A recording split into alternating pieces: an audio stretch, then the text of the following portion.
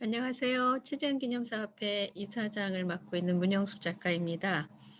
오늘 여러분들과 함께 독립운동가 최재형에 대해서 최재형은 어떤 사람이었고 또 어떤 활동을 했는지 알아보도록 하겠습니다. 먼저 강연을 시작하기 전에 제 소개를 제가 쓴 책으로 대신 하려고 합니다. 저는 아동 청소년을 위한 역사 소설을 주로 쓰고 있고요.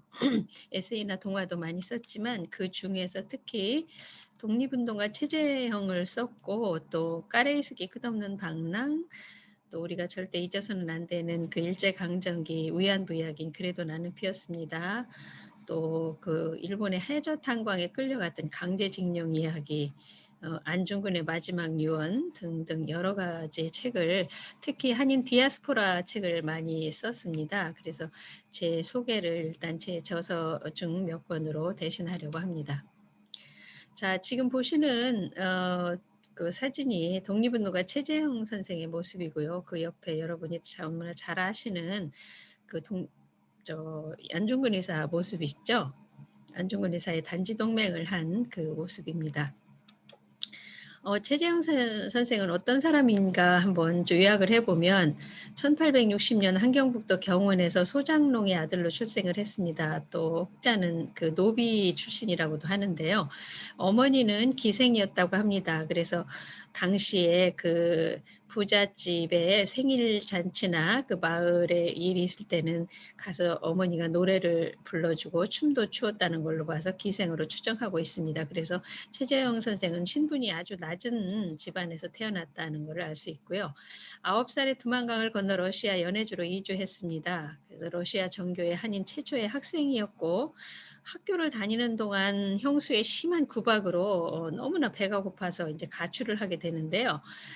그 가출은 최재형 선생에게 아주 크나큰 그 사람 은인을 만나게 하는데 바로 배를 가지고 무역을 하는 선장 부부에게 구조가 되고요. 최재형 선생은 6년간 배를 타고 상트페테르부르크까지 2번을 왕래하는 그런 항해를 하게 되면서 이제 그 글로벌 기업인으로서 성장하게 됩니다. 18세부터 한인들의 대변자 역할을 하는데 유창한 러시아를 이용해서 그 통역을 하고요. 33살 때 얀치의 군수까지 오릅니다. 그리고 그 이후로 이제 교육가, 또 독립운동가, 언론가, 여러 가지 일을, 아주 정말 영웅적인 일을 하게 되는데 지금부터 여러 가지 자료 사진과 슬라이드를 보면서 최재형과 그 러시아 연해주의 독립운동사를 한번 같이 훑어보도록 하겠습니다. 최재형 선생을 크게 그 최재형 선생이 살아온 삶을 5가지로 대표적으로 얘기한다면 교육자라고 할 수 있습니다. 이 얘기는 이제 32개의 학교를 한인 마을마다 세워서 이제 군수를 하면서 그 교육에 굉장한 그 많은 영향력을 끼쳤고요. 그다음에 이제 러시아가 동방 정책을 펴면서 이제 군대를 이쪽으로 블라디보스톡 쪽으로 주둔을 시키면서 기업가의 역량을 발휘해서 아주 엄청난 부를 축적하게 되고, 그 부를 결국은 교육이나 독립운동에 다 쏟아붓게 되는데, 교육자, 그 다음에 기업가, 그 다음에 이제 독립운동가, 아주 연해주 항일 독립의 대부라는 소리를 들을 정도로 독립운동가의 삶을 사셨고, 또 이제 무장투쟁을 그 러시아가 일본의 압력으로 무장투쟁을 하지 못하게 무장해제를 시킨 다음에는 언론인으로서 또 역시나 독립운동을 많이 했고요. 그 다음에 마지막으로 그 아주 자상한 가장의 모습을 보여서 가족을 위해서 일부러 잡혀서 이제 재판도 없이 일본의 총탄에 돌아가시게 되는데요. 이렇게 5가지로 최재형의 삶을 대변할 수 있다고 보겠습니다. 자, 이 지도는 연해주 지신어가 나와 있는 그런 그 지도인데요. 우리 한인들이 1860년대를 전후해서 아주 심한 기근과 그 가난과 양반들의 착취를 피해서 러시아 연해주로 이주해서 지신어라는 마을에 이제 터를 잡게 되는데 1863년에 최초의 13가구가 지신어의 터를 잡습니다. 그래서 이제 현재 지신어 기념비가 그쪽에 서 있는데 지도를 보면 상지신어, 하지신어, 중지신어 이런 그 지신어란 이름이 이름이 보이고 이제 의병부대 이제 안중근이 의병장으로 활동했던 의병부대 본부였고 또 여기에 단지동맹비가 있었고요. 단지동맹비가 있던 바로 그 부분에 최재형 선생님의 그 아주 대저택이 있었다고 합니다. 그래서 그 한인들이 연해주에 가서 살던 그 지명들을 한번 훑어봤습니다. 자, 여기 이제 그 다리가 보이고 두만강이 보입니다.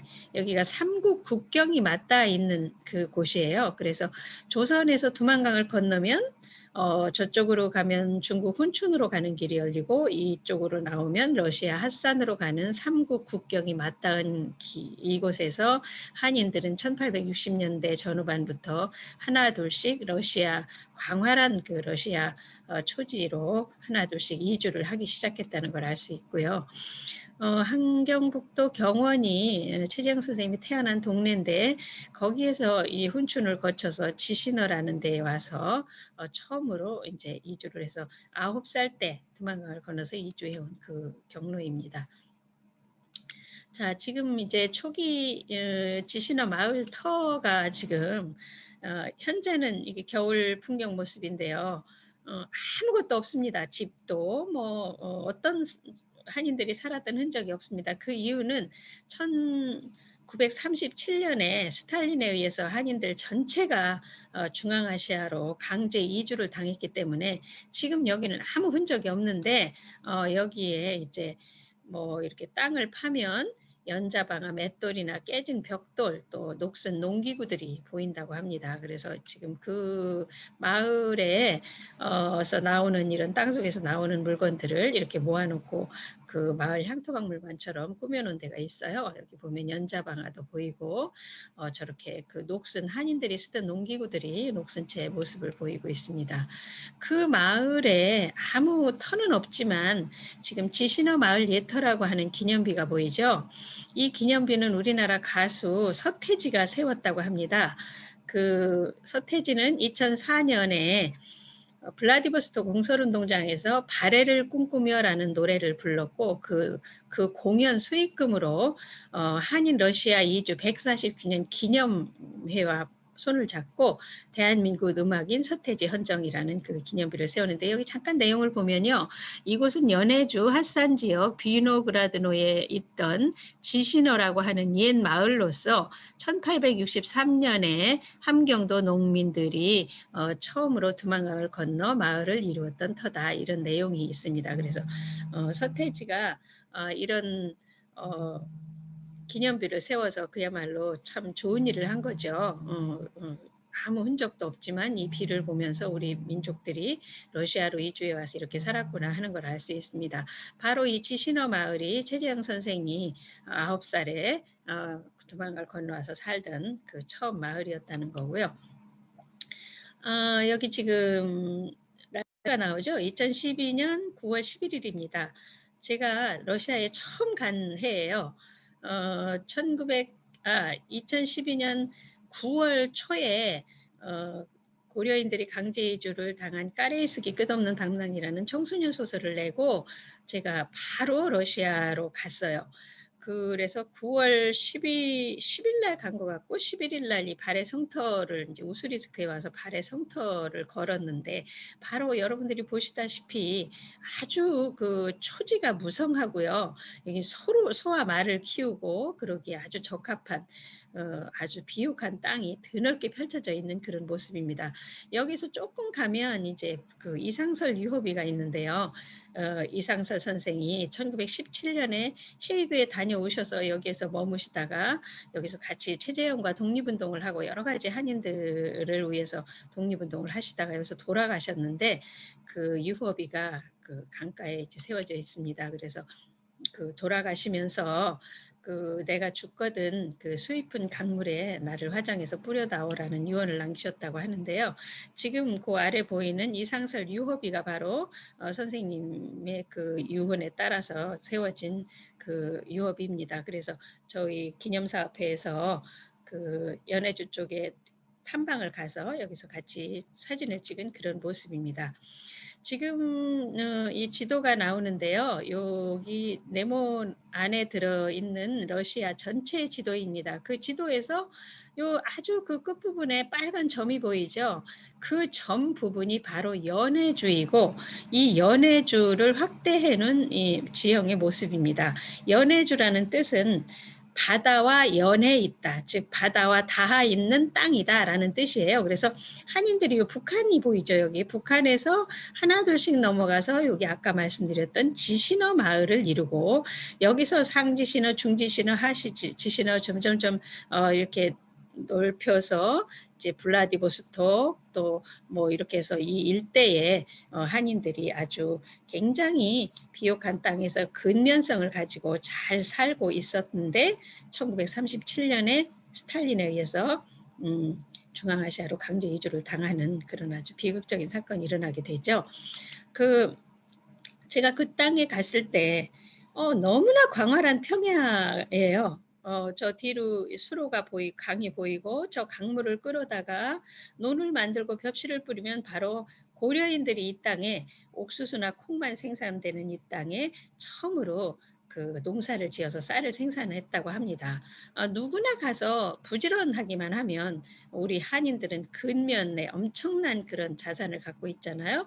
그래서 여기 가서 그렇게 아주 잘 살았는데 저는 여기 가서 너무나 안타까웠어요. 이 땅을 우리가 잃어버렸다는 사실이 사실 발해와 고구려, 고조선의 땅인데요.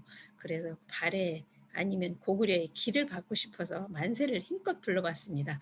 너무나 우리가 우리 민족이 살던 땅이라는 데에 더 가슴이 아렸고요. 자, 여기는 이제 최재형이 9살 때 두만강을 건너가서 10살에 한인 정교회 학교를 다녔는데 형수가 먹을 게 없으니까 너무나 구박을 했다고 그래요. 그러니까 어린 마음에 형수가 밥도 안 주고 일을 하지 않으니까 넌 밥 먹을 자격도 없어. 그리고 학교 갔다 오면 너무나 배가 고프고 그러니까 이제 형수한테 밥 달라고 그러면 뭐 누룽지나 조금 주고 그러니까 너무너무 배가 고픈데 포시에트 항구에 가면 아주 굉장한 그 배들이 많이 있고 그 배에서 심부름만 해줘도 밥을 마음대로 먹을 수 있다더라는 소문을 듣고 가출을 합니다. 가출을 해서 3일을 걸어와서 쓰러진 곳이 바로 지금 포시에트 항구 바닷가였어요.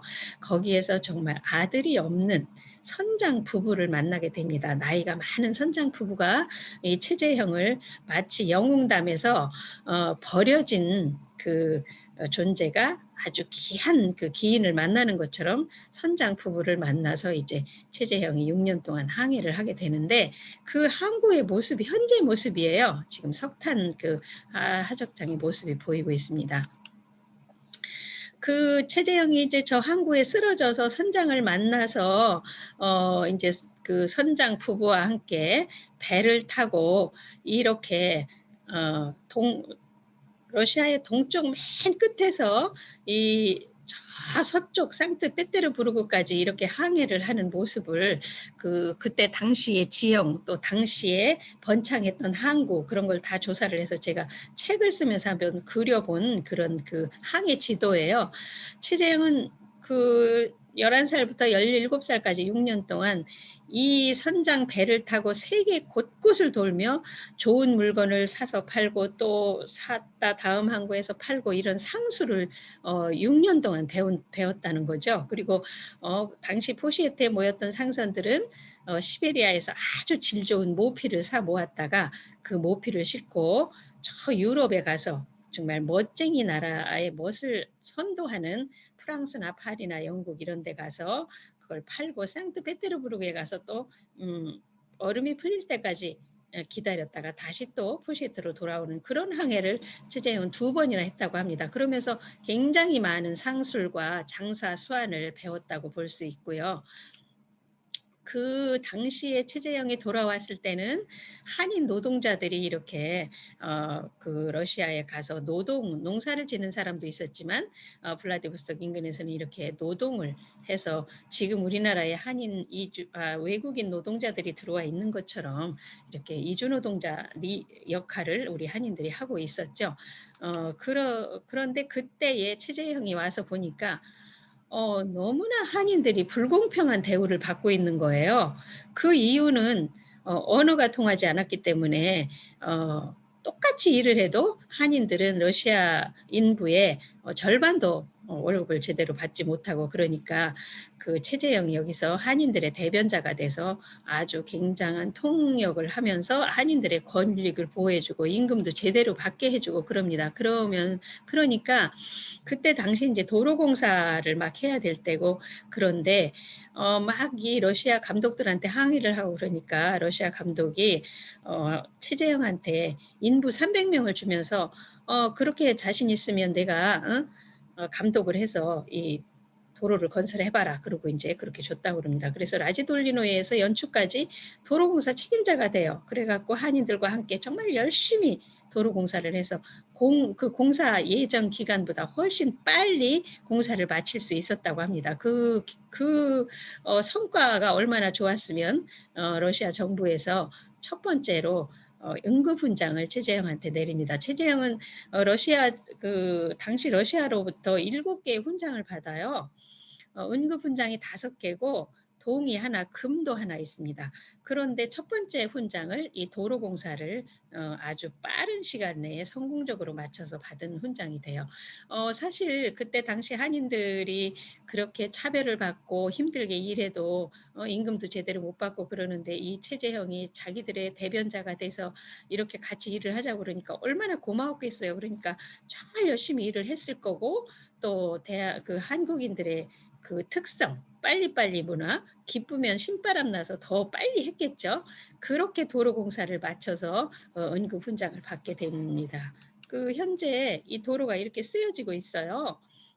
지금 이 도로를 우리 바람은 최재형 도로라고 정말 붙이고 싶은 심정입니다. 나중에 기회가 된다면 러시아 연해주와 협의를 해서 이 도로에 다 최재형 이름을 붙이면 얼마나 좋겠어요. 이렇게 지금도 사용되고 있는 도로입니다. 그래서 최재형은 그렇게 한인들의 대변자가 되면서 이제 여러 가지 그 한인들의 그 추앙을 받고 그러면서 33살에 그 소장농의 아들, 어쩌면 노비의 아들이라고도 하는 그 미천한 소년이 얀치의 군수가 됩니다. 도원이라고 하는 그 군수가 돼서 그때부터 군수 월급을 은행에 넣어놓고 한인 마을마다 32개 학교를 세우고 또 자기 돈으로 그 이자를 받아서 유학생을 파견하고, 유학을 마친 학생들이 모교에 와서 또 선생 노릇을 할 수 있게 이렇게 교육가로서의 아주 확고한 그런 일을 하게 됩니다. 그래서 여기 이제 러시아 정교회 그 학교의 모습이 보이는데요. 지금 까까머리 어린 아이들이 보이죠. 아마 한인들이 많이 있었을 거고, 최재형도 최초의 한인 학생이었다고, 정교회 학생이었다고 말씀드렸죠. 그래서 저는 그런 생각을 합니다. 우리 대한민국이 오늘처럼 이렇게 정말 작은 나라임에도 불구하고 강대국이 돼서 이렇게 맹위를 떨치는 것은 모든 그 특성이 있지만, 근면이나 여러 가지 한국인들의 장점들이 많지만 교육의 힘이 엄청나게 크다고 생각합니다. 그래서 우리나라의 교육열은 정말 어디 가도 뒤지지 않고 너무나 유명하죠. 그래서 여기서도 이렇게 러시아 정교회 졸업하고 또 성인부, 또 커서도 사회 곳곳에 진출을 하게 돼서 정말 너무나 잘 살고 있었는데요. 그래서 이렇게 핫산 학교의 학생들도 모습도 보이고, 요 옆에는 제가 그때 2012년에 갔을 때 여기가 육성촌이라는 곳인데, 이 벽돌집이 그 낙동강의 저자 조명희 선생님이 농업학교에서 학생들을 가르치던 곳이라고 했어요. 근데 그때 가니까 이렇게 폐허가 돼서 아무도 사람이 살지 않는 모습으로 방치돼 있었습니다. 그 강제 이주가 됐기 때문이죠. 그래서 이렇게 우리 고려인들은 초기 이주를 해서도 교육에 굉장히 힘을 쏟고 있었다는 그런 걸 알 수 있습니다.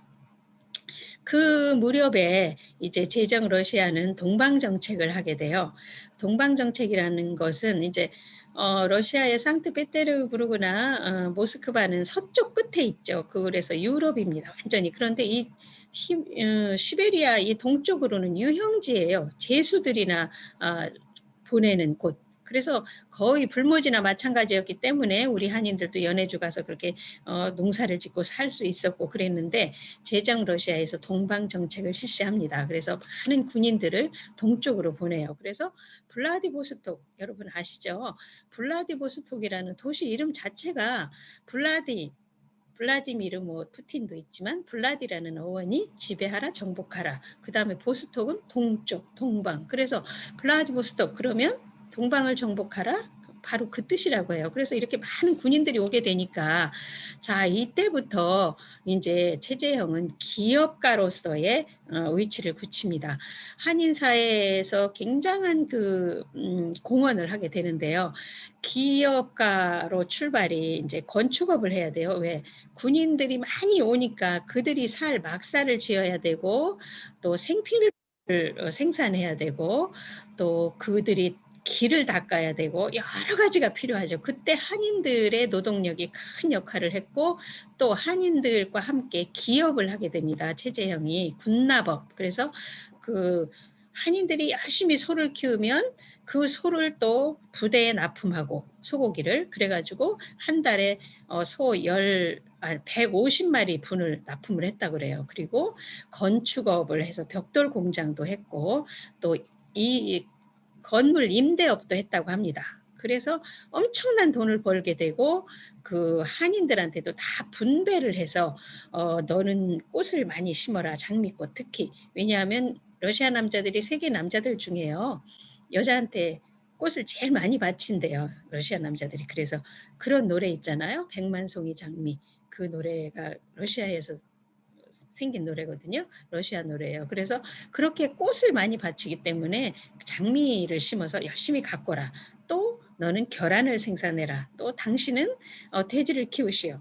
또 당신은 소를 키워서 우유를 생산하시오. 뭐 이렇게 다 그 주문 생산을 할 수 있어서 한인들이 다 잘 살 수 있게 그렇게 리더로서의 기업가로서 아주 대성공을 해서 최재형 선생을 독자는 동양의 카네기라고 할 정도로 엄청난 부를 이뤘다고 합니다. 그런 내용이요. 그냥 그 풍문이 아니라 이분은 이사벨라 비숍이라는 영국 왕립 지리학회 회원인데요. 이분이 4번에 걸쳐서 한국, 중국, 일본을 다니게 됩니다. 그런데 그분이 그렇게 4번의 방문을 마치고 돌아가서 조선과 그 이웃 나라들이라는 책을 남겨요. 근데 그 책에 보면 한국 그때 당시 조선은 아주 절대 빈곤에 시달렸다. 그러니까 너무나 가난했다는 거죠. 그래서 그 한국 그러니까 그때 당시 조선의 육조거리에는 그 비만 오면 칠퍽거려서 다닐 수가 없고 오물이 막 넘쳐나고 너무너무 지저분하고 특히 남자들이 옛날에 기상이 있었던 민족이라고 했는데 그 기상은 찾아볼 수가 없고 다 의기소침해 있고 힘이 하나도 없어 보이고 그랬는데 그 두만강을 건너서 양치에 그쪽에 연해주에 갔더니 흙이 비옥하고 검어서 모든 식물들이 잘 자라고 땅은 깨끗이 경작이 돼 있고 한국에서라면 아주 어마어마한 대저택들이 거기에는 너무나 다 모든 집들이 그렇게 즐비하고 또 포시에트만은 아주 크고 멋진 막사들이 있고 또 한인 정착민들이 블라디보스토크에 공급되는 육류의 대부분을 한인들이 납품을 하고 있고 한국인들은 중국인보다 훨씬 더 잘 살고 있고 능력이 있어 보이고 그런 내용을 다 써놨어요. 그래서 한인들은 군대에 필요한 야채와 화초와 우유, 기타 생필품들을 생산하고 있었다. 그런데 이 이사벨라 비숍이 아주 재미있는 표현을 해놨어요. 저도 이제 독립운동가 최재형을 내면서 여러 책들을 읽었는데 그 책에 보면 이 이사벨라 비숍이 영국이니까 그 연해주에 사는 남자들을 봤더니 마치 영국 남자들 같았다. 그런 내용이 있거든요. 영국 남자들처럼 기계가 차 있고 뭐 기상이 넘쳐나고 아주 활달해 보이고 그리고 다 의욕이 넘쳐 보였다. 그것은 왜냐하면 비숍이 그렇게 판단을 했어요.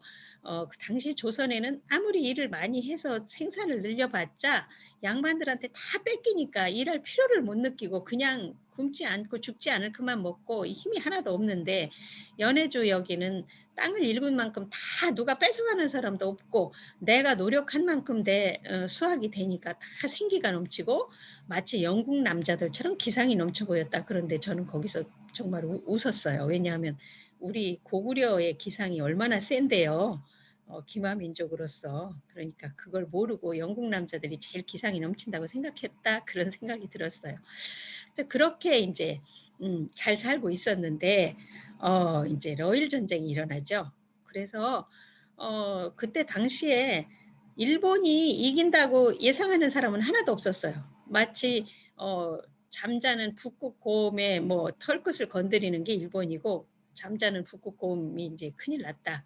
뭐 한번 일어나면 일본은 뭐 한 방에 날아갈 것이다. 다 그렇게 생각을 했대요. 그래서 발트해에서 이제 발틱 함대가 출발을 하는 거예요. 감히 러시아를 건드려? 그러면서 이제 그 중국의 대련의 리순에 있는 러시아 함대를 공격한 일본을 혼내주겠다고 엄청난 그 발틱 함대가 이제 그쪽을 출발해서 오는데, 일본은 그때 아주 재빠르게 영국과 동맹을 맺어요. 영국은 왜 일본 편에 들었냐 하면 러시아가 자꾸 팽창을 해요. 그런데 자꾸 위협적인 존재인데 러시아가 시베리아 횡단철도까지 건설을 하는 거예요. 러시아가 이쪽 그 동쪽까지 오려면 이렇게 배로 지구 반바퀴를 돌아야 오는데 시베리아 횡단열차는 6박 7일이면 이 동쪽 끝에 오거든요. 그거는 굉장한 러시아의 대동맥이 뚫리는 거예요. 그러니까 이 영국은 굉장히 불안해요. 그래서 어떻게든 러시아의 남하 정책을 막아야 되는데 그때 일본이 러시아를 아주 미워하고 있고, 그러니까 러시아와 얼른 손을 잡고 영국이 일본과 손을 잡고 러시아를 견제하기 시작하죠. 그래서 발틱 함대가 당연히 수에즈 운하를 통과해서 아주 가까운 시일 내에 대마도에 와서 이제 일본 함대를 무찔러야 되는데, 당시 수에즈 운하가 영국 관할이었어요. 그러니까 영국에서 일본에 그 동맹을 맺어서 일본이 그렇게 요구를 하니까 수에즈 운하가 수리 중이라고 그러고 문을 안 열어줍니다. 그러니까 수리 중이라는데 어떻게 해요? 그러니까 이 발틱 함대는 남아프리카 케이프타운 희망봉을 돌아서 엄청난 거리로 다 지칠 대로 지쳐서 이제 오게 됩니다. 그런데다가 이 함대가 항구를 출발해서 먼 항해를 하려면 각 그 곳곳에 기항을 해야 돼요. 그래갖고 연료도 보급받아야 되고 신선한 생선, 야채, 과일, 생선이 아니라 신선한 야채 이런 걸 보급을 받아야 되는데 배 위에만 떠 있으니까 그 반드시 필요한 보급인데 당시 영국의 식민지들이 많기 때문에 기항을 못하게 합니다. 그래서 계혈병에 걸리고 연료도 부족하고 그야말로 발틱 함대의 우용은 온데간데 없고 대한해협에 도착했을 때는 마치 비에 젖은 가랑잎 같은 존재였다고 합니다. 그래서 그냥 일본의 한포 한 방에 그냥 나가 떨어지게 되죠. 그래서 아무도 예상치 못한 러일 전쟁에 일본이 승리하게 돼요. 그런데 전쟁에 이긴 국가는 전쟁에 진 국가한테 전쟁 배상금을 받아야 된답니다. 그런데 제정 러시아는 그때 당시 재정이 너무 열악해서 일본에게 전쟁 배상금을 지불할 능력이 없었어요. 그러니까 일본이 러시아를 마음대로 좌지우지하면서 압력을 넣습니다. 그래서 이제 최재형도 러일 전쟁에 참여를 해요. 러일 전쟁 때 해군에 납품을 하거든요. 그래서 러일 전쟁에 당연히 러시아가 이기리라 생각했는데 일본이 이긴 거예요. 그러니까 최재형도 너무나 이제 뜻밖의 일이고, 그래서 그 박영효 갑신정변의 주역이었던 박영효의 초청으로 러일 전쟁이 끝난 다음에 일본의 동경에 가서 6개월을 머물면서 일본의 이 동북아 정책의 야욕을 다 간파하게 되고 돌아오자마자 독립운동가의 길을 걷기 시작합니다. 그래서 이제 그때부터 이제 독립운동의 뜻을 두고 계속 항일운동을 하면서 1908년에는 안중근을 만나서 동의회를 조직하고, 동의회는 최초의 독립단체거든요. 그 동의회 총장이 되고 돈을 엄청 쏟아부으면서 무기를 지원하고, 그래서 이제 안중근은 대한의군을 결성해서 참모 중장의 자격으로 이제 그 국내 진공작전을 펴게 돼요. 그러면서 계속 승승장구를 하다가 결국은 일본의 압력으로 이제 국내 진공작전을 더 이상 할 수 없게 되고, 그래서 이제 독립운동은 무장투쟁을 할 수 없어서 이제 최재형과 함께 대동공보 신문사의 기자증을 가지고 대동공보에서 같이 독립운동을 하면서, 대동공보에서 이토 히로부미가 하얼빈에 온다는 소식을 듣죠. 그래서 그때 이제 하얼빈 처단 모의를 대동공보에서 하게 되고, 그 뒤로 이제 하얼빈에서 이토 이등방문을 안중근 의사가 처단한 다음에 안중근 의사한테 이제 국제 변호사도 보냅니다. 국제 재판을 하도록. 왜냐하면 하얼빈이 그때 당시 러시아가 다스리고 있었어요. 중국 땅이지만. 그러니까 하얼빈은 중국 땅도 아니고 엄밀히 말해서 러시아 땅도 아니에요. 서로 조차하고 있었기 때문에. 그러니까 당연히 그 일본 땅도 아니죠. 더더군다나. 그러니까 국제법을 적용할 줄 알았어요. 만국공법을. 그런데 일본이 일본법에 의해서 국제 변호사도 다 마다하고 일본 변호사만 언어가 안 통한다는 이유로 일본식 재판을 통해서 안중근 의사를 불법으로 살인을 했죠. 그래서 그 뒤로 이제 최재형 선생은 안중근 의사가 돌아가신 다음에 권업회를 조직하고 권업신문을 발행하고 또 여러 가지 그 한인들의 대부 역할을 합니다. 그래서 나중에는 연해주 독립운동의 지도자 역할도 하고, 또 최초의 그 임시정부였던 우스리스크에 생겼던 대한국민의회의 외교부장도 됐고 임시정부 재무총장까지 다 됐고, 그렇지만 나중에 이제 일본의 총탄에 돌아가시게 되죠. 그래서 바로 갑신정변의 주역인 박용회의 초청으로 일본에 가서 모든 사실을 알게 됐다는 거고요.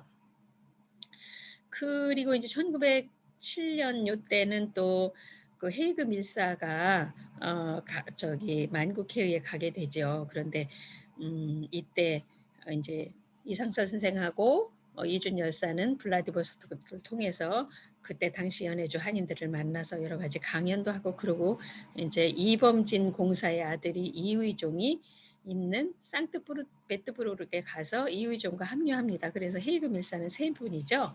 이준 열사, 이상서 선생, 이의종, 그렇게 세 분이. 근데 이의종은 아주 그때 젊은 청년이에요. 근데 어떻게 이렇게 헤이그 밀사에 발탁이 됐을까요? 바로 언어 때문이었어요. 왜냐하면 만국회의에 가서 을사늑약은 고종이 절대 합법적으로 서명한 게 아니고 강제로 맺었다. 그래서 우리가 외교권을 뺏겼다. 그러니 이 무효화 해달라는 그런 밀사 역할을 갖고 갔는데, 언어가 통해야 되잖아요. 헤이그 만국회의에 가서 그 얘기를 다 해야 되잖아요. 그런데 이 이의종은 러시아에서 태어나서 러시아어를 잘할 수 있었고, 미국에도 잠깐 살아서 영어도 좀 했고, 프랑스 공군사관학교에 1년간 다녔다는 기록이 있어요. 그래서 불어도 아주 잘했다고 합니다. 그래서 나중에 이제 이준 열사가 거기에서 돌아가시죠. 왜냐하면 그 헤이그 만국회의에 일본의 방해를 우리가 들어갈 수가 없었잖아요. 그래서 목표를 이루지 못했고, 나중에 결국은 이준 열사가 돌아가신 다음에 이의종이 기자들을 불러서 불어로 기자회견을 해서 알리긴 다 했습니다. 그렇지만 우리의 목적은 이룰 수가 없었죠. 그런데 이제 이의종이야 이제 러시아에 있지만 이상서 선생은 그 일 때문에 고국으로 돌아올 수가 없었죠. 그래서 이제 연해주 우스리스크에서 사시다가 최재형과 다 함께 독립운동을 하시다가 1917년에 돌아가셨죠. 그래서 그런 일이 있었는데 이제 어땠어요? 이토 히로부미는 그 고종이 그 헤이그 밀사를 보냈다 해서 강제 퇴위를 당하죠. 그리고 또 군대도 강제로 해산을 시킵니다. 그러니까 그 군인들이 이제 강제 해산이 되니까 그 울분과 함께 두만강을 건너 이쪽으로 와서 의군과 함께 합류하게 되고, 그래서 이제 최재형 선생은 1908년에 안중근과 같이 동의회 독립단체를 조직을 하고 해조신문에 이렇게 동의회 취지문도 발표를 하고, 그러고서 안중근 의사는 거기에 평의원으로 참여를 하지만 거기 동의회에서 조직된 대한의군의 참모 중장이 되면서 이제 안중근 의사가 그 전투를 하게 되죠. 국내 진공작전을. 그래서 이렇게 최초의 독립단체를 조직한 최재형 선생이 총장이 되면서 이제 본격적으로 독립운동을 하게 되고, 여기 이제 해조신문이 이렇게 발표를 하고 연해주에서 동의회 회원으로 이런 전시는 이게 2014년에 독립기념관에서 전시했던 내용이에요. 제가 사진을 찍어 온 겁니다. 그래서 한인 이주 150주년 기념 전시회였는데요. 그리고 대한의군 국내 진공작전이 바로 안중근, 홍범도 그런 대한의군들이 이쪽에서 국내 진공작전을 해서 영산전투에서 아주 크게 패하게 되죠. 그래서 그 뒤로 이제 안중근 의사는 최재형이 집에서 단지 동맹을 하게 됩니다. 11명의 동지들과 함께. 그래서 그 동의단지의 취지문도 이제 신문에 발표를 하고 그렇게 하는데, 이건 아주 낡은 그 문서인데 일본 애교사료관의 문서집이에요. 여기 이제 한문으로 되어 있는데 이등공작 만주 시찰 일건 별책 이렇게 되어 있습니다. 여기에 이제 뭐 아주 중요한 그 밀정의 보고서가 있어요. 자, 여기 이제 이 하얼빈 총영사가 고노주타로라는 외무대신한테 보고한 밀정의 보고서입니다. 여기 잠깐 읽어보면 노키예프스크에 출장 갔던 한인 밀정 보고에 의하면 안흥칠이 누군지 다 아시죠? 안중근 이름이잖아요. 안흥칠, 김기룡, 정대호, 우덕순 그 외에 3명과 그 6월 중순경에 제노키예프스크에 있는 최재형의 주소에서 집합했다. 8명 내외였는데 집합해서 단지를 했다. 단지의 그의 목적은 한국 독립을 위해서였고 그 외에 일본인의 한 내외인을 암살하는 게 그 목적이었다라는 내용이에요. 이 문서는 2019년에 그 안중근 의사 유해찾기에 엄청난 그 연구를 하고 계시고 실제로 막 많은 그런 노력을 하고 계시는 김월배 교수가 일본 외교사령관에 가서 앞에 봤던 그 이등 공작 만주 시찰 일건 그 보고서를 뒤져서 요거를 사진을 찍어 오신 거거든요. 이렇게 최재형의 집에서 단지 동맹을 한 거예요. 그래서 요것도 역시 그 한인 이주 150주년에 독립기념관에서 그 전시했던 그 사진인데요. 연해주 독립운동의 동의회의 그 중심 인물을 최재형, 그다음에 안중근, 이의종, 대동공보, 이강. 그래서 우리나라에서는 이미 다 최재형이 이렇게 큰 인물이었다는 걸 다 알고 있습니다. 다만 일반 사람들이 모를 뿐이에요. 그래서 올해 최재형 순국 100주년에 정말 많이 알리고 우리가 자랑스럽게 기려야 될 분입니다. 그래서 이제 그 일본이 이제 러시아의 그 전쟁 배상금을 러시아가 못 낸다고 일본을 계속 압박을 하면서 우리 독립운동가들도 무기를 다 뺏어서 무장해제를 시키거든요. 그러자 이제 최재형은 더 이상 무기를 가지고 할 수가 없어요. 그래갖고 이제 신문으로 항일 민족의식을 함양해서 언론인으로 또 큰 역할을 하게 됩니다. 그래서 그 해조신문, 대동공보. 근데 이 대동공보에서 최재형이 이제 대동공보에서 안중근 의사와 같이 이토 히로부미를 처단할 모의를 했다고 했잖아요. 그리고 대동공보 기자증을 가지고 활동을 하셨는데 그 일본에서 이걸 이제 여기 보면 1910년 4월 4일 이게 이제 그 보고가 된 건데요. 일본에서 이제 보고를 한 거예요. 뭐라고 그러냐면 대동공보가 항상 과격한 논조로서 배일의식, 일본을 그 배척하는 그 의식이 아주 고취돼서 노력하고 있고, 이에 노령 주재 한인들의, 노령은 러시아 주재라는 거예요. 러시아령 주재 한인들의 배일 사상, 일본을 배척하는 사상은 날로 그 강도를 높여가고 있다. 이렇게 일본에 이제 보고가 들어가서 나중에 이제 그 대동공부는 강제 폐간이 됩니다. 일본에 의해서 강제 폐간을 했어요. 그리고 나서 이제 1911년부터 권업회 총재로서 권업신문도 발행을 하는데, 이 권업회가 또 우리가 해조신문도 일본이 강제 폐간시켰죠.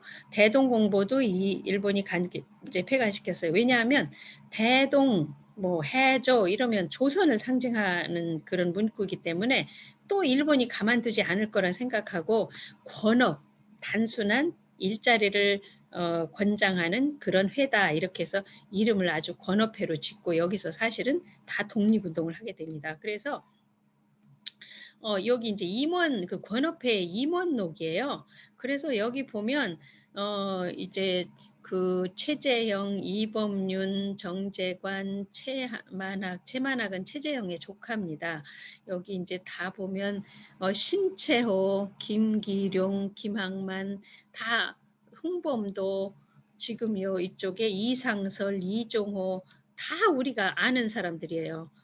이렇게 많은 분들이 여기서 권업회라는 이름으로 실은 독립운동을 하신 거죠. 권업신문이라는 일자리를 권한다는 신문이고 그런 회다 했지만 사실은 다 독립운동가들이 모여서 그 독립운동을 조직한 단체라고 볼 수 있어요. 그래서 이렇게 했고, 그래서 이제 우스리스크에 가면 고려인문화센터라고 있는데요. 거기에 이제 권업회 활동과 이런 거가 다 전시돼 있습니다. 그래서 권업신문도 있고, 이건 입회 원서인데요. 당시 이제 권업회 의장이 최재형이었는데 이렇게 입회 원서도 받으면서 이제 그런 활동을 하셨다는 걸 알 수 있고, 그래서 최재형은 정말 어떤 사람은 노비라고도 하지만 아주 최고로 열악한 그런 뭐라 그러죠? 머슴의 아들, 뭐 그런 노동자 최하위 계층에서 태어났지만 두만강을 건너서 러시아로 가서 6년 동안 또 선한 선장을 만나서 배를 타고 세계를 도면서 정말 많은 그 문물을 보고 상수를 익히고 유창하게 러시아를 다 할 수 있고, 그래서 이게 러시아의 친필 편지인데, 최재형이 직접 쓴 친필 편지인데 이렇게 글씨도 잘 쓰고 엄청난 일을 많이 했죠. 그래서 또 한인 아령 2주 50주년 기념준비위원회 회장 최재형이라고 나오는데 정말 한인들의 대부 역할을 했는데 1920년에 이제 일본이 가만히 안 있어요. 그래서 이 우길승천기라고 하는 이 깃발을 앞세우고 블라디보스톡에 진출해서 많은 독립운동가 단체들을 다 학살을 하거든요. 그게 4월 참변이라고도 하고 뭐 신안촌 참변이라고도 하는데, 그때 최재형 선생도 잡혀서 이제 돌아가시게 되는데요. 이 4월 참변에 이렇게 무참하게 처참하게 불을 지르고 죄수들 잡혀다가 막 학살을 하고 정말 엄청난 학살을 저지른 게 4월 참변입니다. 선생님도 이때 최재형 선생님도 돌아가셨죠. 그래서 지금까지 사진으로 뭐 또 여러 자료로 본 그 최재형 선생님의 일생을 한번 돌아보면 함경북도 경원에서 노비 아들, 또 소장농의 아들이라고 하는데 태어나셨고 9살에 두만강을 건너서 10살에 정교에 입학을 했지만 너무너무 형수의 구박으로 배가 고파서 뱃사람의 심부름이라도 하려고 가출을 했다가 선장에게 발견이 돼서 6년간 상선을 타고 세계 일주를 하고 블라디보스톡으로 돌아와서 그때부터 이제 한인들의 대변자 역할을 했고요. 그래서 33살에 이제 양치의 군수를 하면서 계속 교육사업, 장학사업, 또 한인들을 위한 한인학교도 32개나 세우고, 또 1896년에는 니콜라이 2세 대관식에 한인 대표로 초청을 받아서 거기에서 예복도 하사받았다는 기록이 있습니다. 그리고 이제 러일 전쟁에 참여했다가 박영효를 만나서 일본의 야욕을 간파하게 되고 1908년에 안중근과 같이 동의회를 조직해서 의병 활동을 지원했고, 이때 이제 얼마나 집이 컸는지 300명의 의식주를 다 재울 수 있었다고 그래요. 그러니까 엄청난 대저택을 보유하고 있었다고 보면 되고요. 그 다음에 이제 하얼빈 의거를 대동공고 사장으로 되면서 안중근과 같이 모의를 해서 이제 그 성공을 시키고 1911년에 권업회를 만들어서 많은 독립운동가들과 함께 권업회를 이제 했고요. 그리고 이제 1919년에 국내에서 3.1운동 사건이 일어나니까 이제 외국 이 러시아에서도 그대로 받아서 이제 3.1운동 그 만세 시위를 했고 또 여기 이제 전노 한족중앙총회 대표로 또 명예회장으로 또 그리고 대한국민의회 외교부장에 그다음에 대한민국 임시정부 재무총장에 임명이 됐는데 1920년에 이제 60세로 일본의 총탄에 숨져서 돌아가시게 된 너무나 안타깝죠. 그래서 그때도 마지막 돌아가실 때도 이제 막 일본군이 그렇게 와서 막 전투가 벌어지고 그랬는데 잠깐 집에 들려요. 그런데 그때 이미 일본 그 밀정들이 집둘레에 다 외워싸고 있어서 가족이 부인과 아이들이 이제 빨리 피하라고 얼른 빨리 피하라 지금 밀정들이 꽉 들어차 있다 그러니까 여기서 그럽니다. 내가 잡히는 게 낫다. 나는 60살까지 살았지만 내가 만약에 도망을 가면 나는 일본인을 안다. 일본 군인들의 잔인함을 안다. 너희들이 얼마나 너희 엄마와 너희들을 괴롭힐지 나는 아니까 내가 잡히는 게 낫다. 그리고 자진해서 잡히거든요. 그러면서 이제 돌아가시게 됐는데 그 나중에 이제 러시아 혁명이 일어나고 그러면서 이 자녀들이 자산가의 아들이라고 그러고 다 최재형의 아들이나 그 사위들은 굉장히 그 높은 지위에 있었습니다. 그런데 다 스탈린에 의해서 숙청이 되고요. 딸들과 이제 몇 명만 중앙아시아에 강제 이주가 돼서 그 최재형 부인은 키르기즈스탄 비슈케키라는 공동묘지에 지금 묘가 그래도 온전히 남아 있고 최재형 선생님은 어디서 돌아가셨는지 그 장소만 추정할 뿐 시신도 찾지 못하고 지금 묘도 없는 상황입니다. 안중근 의사도 그런데 최재형 선생님도 마찬가지고요. 이 지금 사진들은 연해주를 무대로 활동했던 독립운동가 59인의 사진이에요. 지금 가나다 순으로 이렇게 전시가 돼 있는데 우리가 러시아 연해주에서 엄청난 독립운동의 바탕이 이루어졌다고 보면 됩니다. 상하이 임시정부가 대한민국 임시정부가 생기기 전까지는 러시아 또 만주 이쪽에서 굉장한 그 독립운동가들이 활동을 했어요. 그래서 여기 가나다 순으로 보면 강우규 서울역 있는데 그 동상이 있죠. 계봉우 선생님 여기 뭐 우리가 아는 분들이 정말 많이 있어요.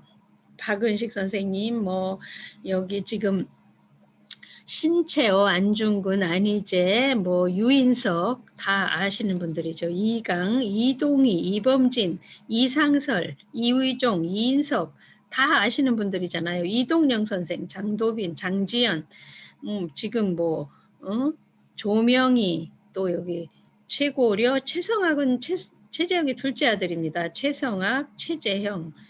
여기 다 아는 안명세, 한창걸, 홍범도 뭐 이렇게 정말 많은 분들이 그 러시아 연해주에서 독립운동을 하셨어요. 거기에 연해주에서 엄청난 돈을 벌고 일찍 그쪽으로 가셔서 터를 잡아서 많은 독립운동가들이 최재형 선생 도움을 안 받은 사람이 없었다고 할 정도로 최재형 선생이 정말 많은 역할을 이렇게 하시다 돌아가셨는데 정말 많은 사람들이 알아야 되고 당시 이게 그 일본 문서입니다. 아까 그 제가 2등 공작 만주 시찰 일건이라는 그 이렇게 해진 책을 보여드렸잖아요.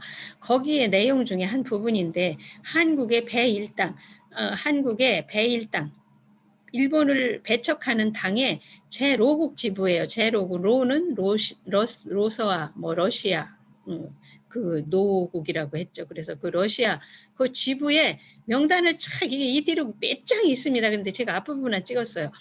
이게 최도원, 최재형이 첫 번째로 언급이 돼요. 우리나라에서는 나는 2012년 러시아에 여행 가서 최재형이라는 이름을 처음 들었는데 일본 문서에는 최재형이 첫 번째로 언급이 되면서 최도원이기도 도원은 군수라고 그랬죠. 최도원이기도 하고 또는 이렇게 제자를 최재형 이렇게도 쓰는데 동일인이다. 그리고 그 다음에 이범윤, 이범진, 홍범도, 차도선, 김기룡, 박춘성, 이의종, 정순만, 안흥칠, 안중근 의사잖아요. 이렇게 일본에서는 러시아의 독립운동의 첫 번째로 꼽히는 대표자가 최재형이라는 게 이렇게 다 보고서가 있는 거예요. 그런데 우리나라에서 이제 1962년에 서훈을 드렸는데 대한민국 건국장이 세 가지가 있습니다. 대한민국장, 대통령장, 독립장. 근데 최재형 선생님은 이렇게 엄청난 일을 많이 하셨는데도 독립장이에요. 왜냐하면 후손이 이때 당시에 후손이 한국에 한 사람도 없고 후손들이 다 러시아에 있는데 뭐 아들 이런 사람 다 돌아가시고 이제 뭐 손자 딸이나 몇 명 남아 있고 그런데 우리말을 전혀 모르죠. 왜냐하면 스탈린이 강제 이주시켜서 한국어를 전혀 못 쓰게 했거든요. 그래서 우리말도 몰라. 국내 후손도 하나도 없어. 누가 주장해 줄 사람도 없어. 더군다나 비천한 그 소장농 출신이야. 그러니까 너무나 불공평하게 독립장에 머물러 있어서 정말 앞으로 무슨 계기가 되면 반드시 이 서훈을 상향시켜 드려야 할 분이 바로 제1의 첫 번째로 서훈을 재조정해야 될 분이 바로 최재형 선생님입니다. 그래서 사진도 없어요. 1915년에 그 형과 조카와 본인과 이렇게 셋이 찍은 사진인데 우리 기념사 앞에서도 이 사진을 요것만 오려서 사용하고 있습니다. 사진조차도 제대로 없고 자녀들 사진이고 좀 성장했을 때 사진이고 여긴 최올가는 아주 그 다섯째 딸인데 이 올가가 아버지를 추억하며라는 그 자서전을 남기고 돌아가셨어요. 그래서 그 책을 통해서 최재형의 삶이 아주 세세하게 밝혀지는 그런 부분이 있고 요 소녀는 청년이죠. 올 2월 달에 갑자기 사고로 돌아가신 최재형의 손자 최발렌틴의 그 청년 시절 모습입니다. 그 이 묘는 지금 키르기즈스탄 비시케 공동묘지에 있는 최재형 선생님 부인의 묘예요. 부인 묘라도 이렇게 온전하게 보존이 돼서 좋고 제가 아까 청년 보여드렸죠. 그 손자였다고. 근데 올 2월에 돌아가셨고 제가 2014년에 이 책을 내면서 안중근 기념관에서 행사를 마치고 잠깐 사진을 찍은 모습입니다. 그 한국에서는 지금 이렇게 많은 일을 하신 최재형 선생님 부부를 그 부부 의패비 빼곡한 이 명단에 요렇게 작은 위치에 요렇게 너무나 아주 약소하게 그렇게 모시고 있어요. 그래서 정말 유품이 있으니까 기회가 되면 묘라도 제대로 쓸 수 있었으면 좋겠습니다. 지금 이 청년은 인천대학교에 와서 공부하고 있는 최일리아인데 2018년에 경상북도 그 독립운동가 유족협회인가요? 독립운동가 그 무슨 협회에서 러시아 독립운동가 후손 초청을 했을 때 얘가 왔어요. 그때 이제 저도 잠깐 만나봤고 그때가 인연이 돼서 지금 인천대학교에서 얘를 상징적으로 독립운동가 후손을 키우겠다 그래서 작년에 데려와서 지금 한국어 교육과정에 들어가 있습니다. 이제 어학원 코스를 마치면 내년에 인천대학 학생이 될 건데요. 그래서 요 다리아라고 하는 고종사촌이랑 같이 왔었는데 최일리아가 중요한 건 최재형의 맏아들의 후손이에요. 그래서 사세손 현손인데 장남의 후손이라는 상징적이 있어서 앞으로 잘 적응이 됐으면 좋겠습니다.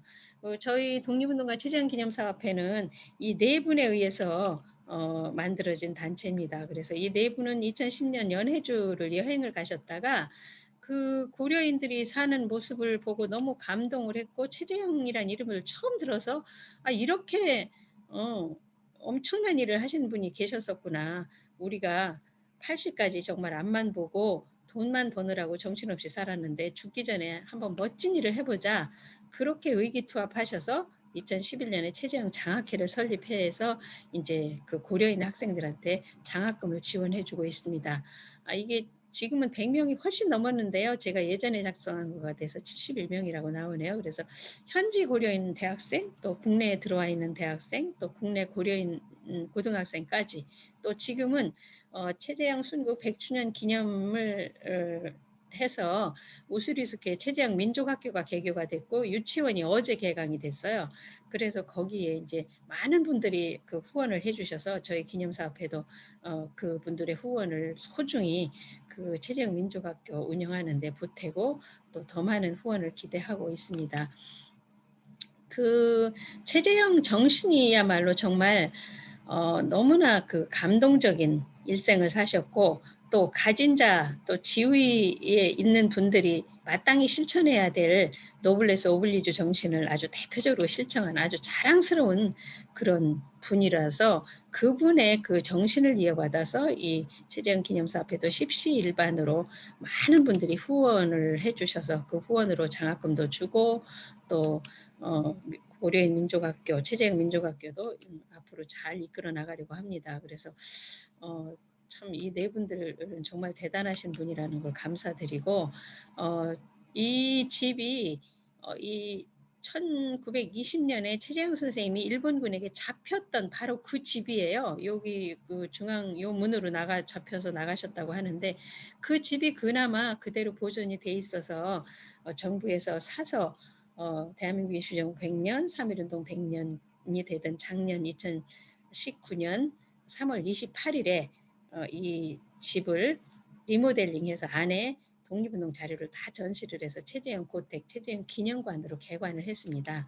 너무나 다행스럽죠. 국내에는 아무것도 없지만 국내에도 앞으로 뭔가가 좀 생겨나야 되고 여기는 이제 그 마당에 최재형 기념비와 흉상을 세운 모습입니다. 그리고 그 개관식 날 저도 이제 우리 정부에서 이제 보훈처장님도 가시고 뭐 재해동 부재단 이사장님도 가시고 그랬는데 저도 그때 우리 사업회에서 가서 이제 그 올 2월달에 돌아가신 이제 최재형 선생님 손자 최발렌틴과 이제 같이 참석했던 모습입니다. 그래서 최재형 선생은 정말 우리가 자랑스럽게 너무나 멋진 삶을 살고 아무리 돈이 많아도 다 그렇게 살기 힘들거든요. 그런데 최재형 선생님은 아주 미천한 그런 신분으로 태어나셨으면서도 정말 멋지게 살고 그 나라와 동포와 그 독립운동에 앞장서서 정말 멋진 삶을 살다 안타깝게 돌아가신 분이라서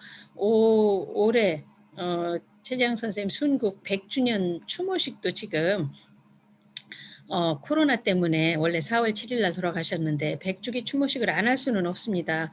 100주기 때문에 제1회 최재형상 시상도 해야 되고 그래서 계속 지금 미루고 있어요. 그래서 마지노선이라고 할 수 있는 10월 30날로 정했는데요. 그 30날에는 제발 코로나가 많이 없어져서 안정화에 접어들어서 많은 분들을 모시고 최재형 선생님을 다시 한번 새기고 기리는 그런 아주 중요한 날 행사를 제대로 치를 수 있기를 간절히 바랍니다. 지금까지 잘 들어주셔서 감사합니다. 최재형 기념사업회 이사장 문영숙이었습니다.